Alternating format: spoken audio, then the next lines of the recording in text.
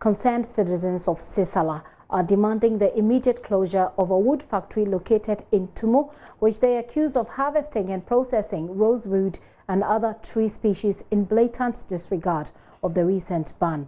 The youth in the area have petitioned, also accused the company, Bachopong and Lee Song Queen, of operating without a permit in the area.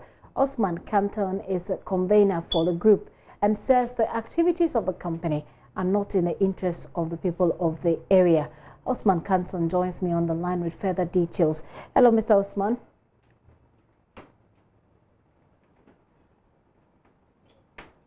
Hello, Mr. Osman. Can you hear me? Yes, please. Mr. Osman, you're making some very serious allegations against this company. What are the details again of what sort of evidence do you have to back the accusations that you make?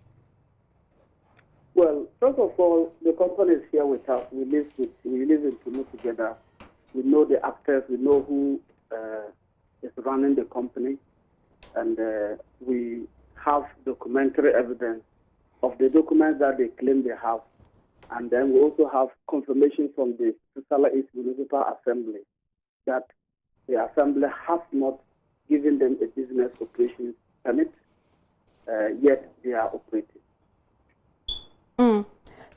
Have you consulted the District Assembly to find out whether or not they know about this and what they're doing about it? Yes, prior to yesterday's protest, we had a series of meetings with the Honorable Municipal Chief Executive about our intended action, and that led to what happened yesterday. And clearly they are claiming innocence. They are saying that they haven't signed any such memorandum of understanding, but they have agreed that this company has been meeting a cross-section of the community, including some assembly members, so accepting them as a good citizens of the community. Mr. Canton, can you say that again? I lost you briefly. Yes, I was saying that the assembly has confirmed that there were a series of meetings that the company had organized in which some assembly members had attended towards the signing of a memorandum of understanding that will allow them to operate within the municipality, which MOU then was leaked into the social media and we got hold of it. And then based on the content of the MOU and the activities of the company, we decided that this was not good for the community and therefore the need for us to resist it with all the force we can assemble. You're asking for the Environmental Protection Agency to immediately revoke the permits that it has granted the company. And you say that the EPA says they granted that permit based on what they're calling false information presented to them by the company. Yes, this was confirmed to us by the EPA district or municipal officer in one of our meetings with the MC where he was present, that the permit that the EPA had given to the company was to the effect that they were relocating an ordinary sawmill that we all know in the community, a sawmill that cuts wood, normal roofing wood. They were relocating to the current site. And it was based on that they gave them the permit. They never knew they were going to bring such massive machines to cut rosewood and other tree species to produce into lumber. And that is the reason they are saying that it was based on deceit. This message comes from they themselves and not us. And has the EPA revoked that permit since you brought this to their attention?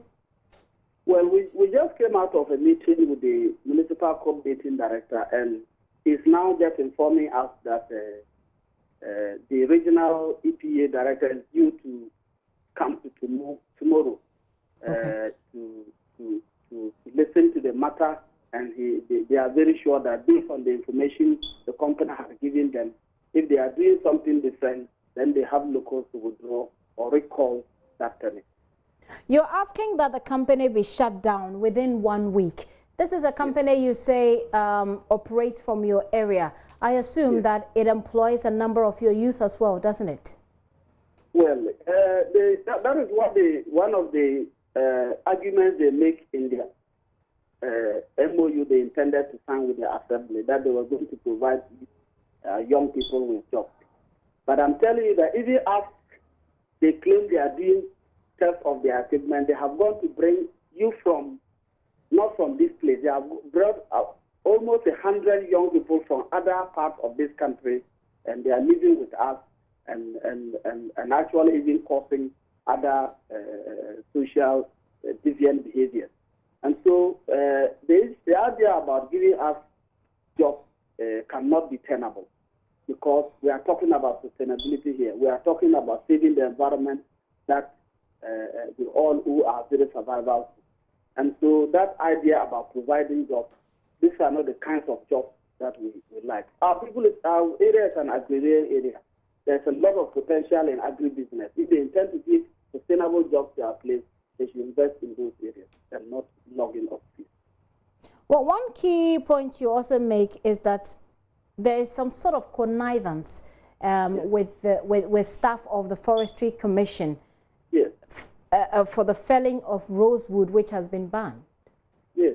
Again, is there any evidence to this effect? Well, we have evidence that they participated in those so-called stakeholders meetings. And indeed, when we visited the company yesterday after the protest, we noticed that some of the wood that had been processed had been marked by the Forestry Commission.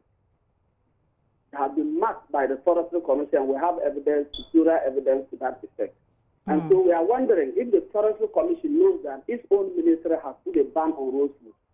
Why are they not arresting these people who are currently defying the ban and going on and processing Rosewood? And most importantly, and this is what is dear to the people here, we have evidence that these people have been also engaged in the cutting of shea trees, which is perhaps the single most important economic tree that helps a lot of women in our area. So the Forestry Commission should be arresting those people and not helping and facilitating the cycling of that factory into it.